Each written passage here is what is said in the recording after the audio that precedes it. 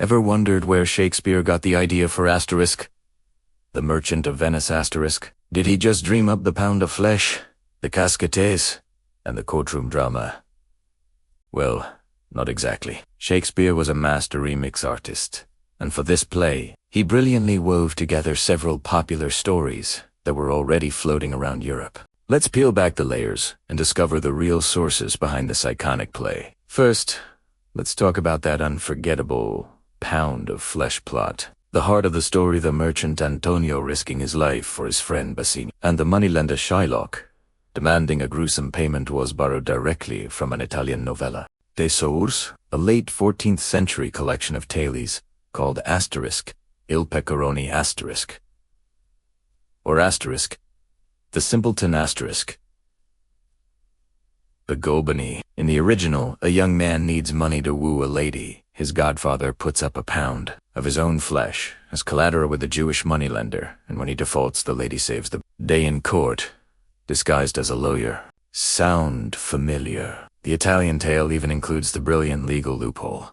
You can take the flesh, but you can't shed a single drop of blood. But Shakespeare wasn't just copying and pasting. He took this basic plot and injected it with incredible psychological depth. He transformed the moneylender into the complex, tragic, and vengeful figure of Shylock, giving him motivations rooted in religious persecution. In the original story, the religious conflict wasn't nearly as central, and that brutal, final twist where Shylock is forced to convert to Christianity, that was Shakespeare's own invention, adding a layer of cruelty that still sparks debate today. He took a simple story and turned it into a profound exploration of justice, mercy, and prejudice. Now, what about the other major storyline? Portia's elaborate marriage game, the test of the three casks. This didn't come from the same source.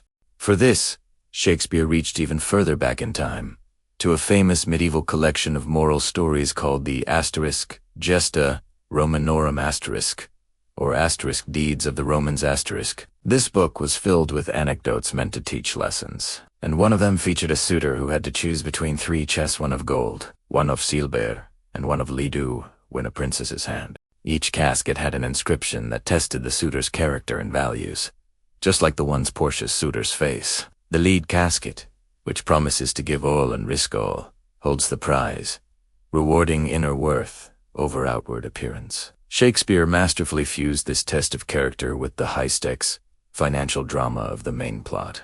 But books weren't Shakespeare's only inspiration. He was also a savvy businessman working in the competitive world of London theatre. A few years before Asterisk, The Merchant of Venice Asterisk, a rival playwright, Christopher Marlowe, had a massive hit with his play, Asterisk, the Jew of Malta Asterisk. Marlowe's play featured a villainous, scheming Jewish character named Barabbas, who was a theatrical sensation. It is highly likely that Shakespeare saw the success of Marlowe's play and decided to create his own Jewish protagonist. However, Shakespeare gave his character, Shylock, something Barabbas lacked, a defense of his own humanity. Shylock's famous, hath not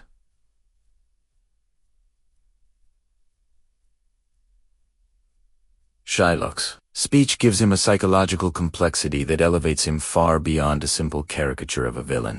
Finally, we have to consider the historical context. When Shakespeare wrote this play, Jews had been officially expelled from England for over 300 years. For most Elizabethans, their understanding of Jewish people was based entirely on prejudice, stereotypes, and rumor. This climate of anti-Semitism made the character of Shylock an instantly dramatic and controversial figure for the audience.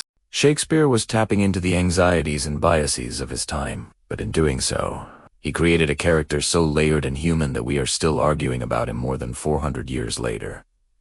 So, Asterisk, The Merchant of Venice Asterisk isn't a single, original story. It's a masterful blend of Italian romance, medieval allegory, theatrical rivalry, and the social prejudices of its day. Shakespeare's true genius wasn't just in inventing plots, but in seeing the dramatic potential in old stories and transforming them into something timeless, complex, and eternally fascinating. Thanks so much for watching. If you enjoyed this deep dive into literary history, don't forget to like this video, subscribe to the channel, and hit that notification bell so you don't miss our next exploration. See you next time.